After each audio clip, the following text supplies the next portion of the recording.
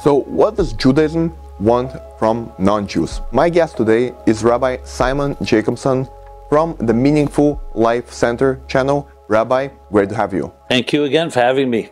Could you please explain us, what does Judaism want from non-Jews, and how should non-Jews behave according to Judaism? This is one of the misunderstandings and stereotypes out there, that people think that Judaism is only for Jews.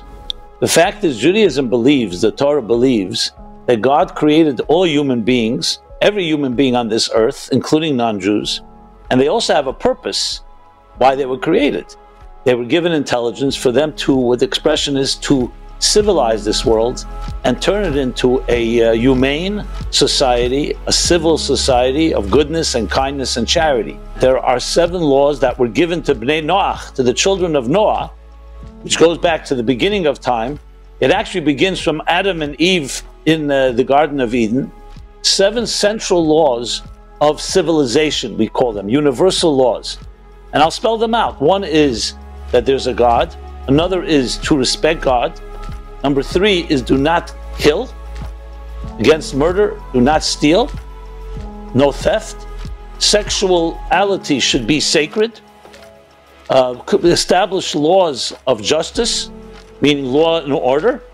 And finally, the idea of respecting the environment, respecting animals. It's called Ever Min Achai, not to be cruel to animals. So essentially, these are 7 central laws that really is the basis of all modern civilization. If you look at any country today that's living under democratic law, they basically follow these laws.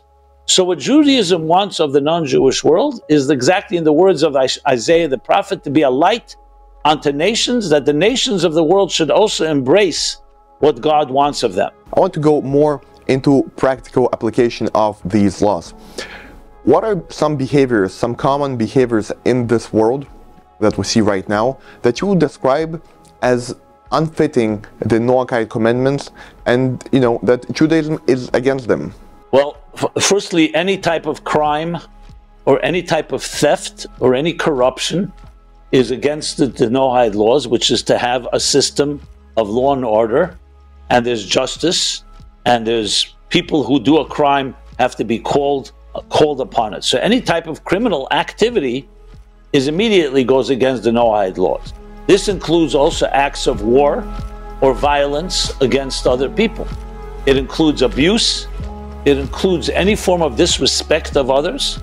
It includes in any way harming animals or harming nature. So really, it's very, very central. So I would say any country that's following any laws is more or less some byproduct or outgrowth of the laws of the Noahide laws. Rabbi, and what about some phenomena that we see nowadays, such as atheism? Because as you said, the Noahide laws, they are against polytheism, right?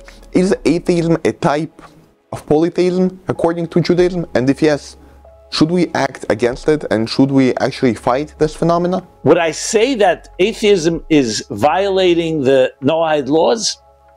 I don't know technically, because the Noahide law says not to build an idol. I would probably say it's not included, but it's included. The spirit of the Noahide laws, it is included. Because the whole spirit of the Noahide laws is to be accountable to something greater than yourself. And if you're an atheist, who do you answer to? What morality do you answer to?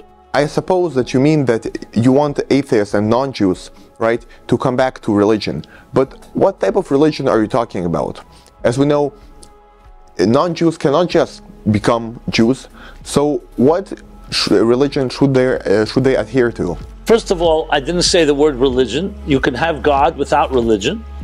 A person can, I know people who believe in God and they don't go to any particular religion. I know many such non-Jews. Yes, more spiritual, exactly. And they could choose. I mean, look, generally speaking, many of the principles of Christianity and Islam, or for that matter, Buddhism, do not violate the laws of the Noahide laws. So that's their choice. But I deal with many non-Jews, and my approach is to teach them about God, to teach them to be accountable, and to live a life of justice and virtue and tzedakah and charity and generosity. And doesn't necessarily have to have a religious character. Rabbi Simon Jacobson, I want to thank you very much for this interview and for joining us in our digital studio and sharing your wisdom with us. Great to have you. Thank you.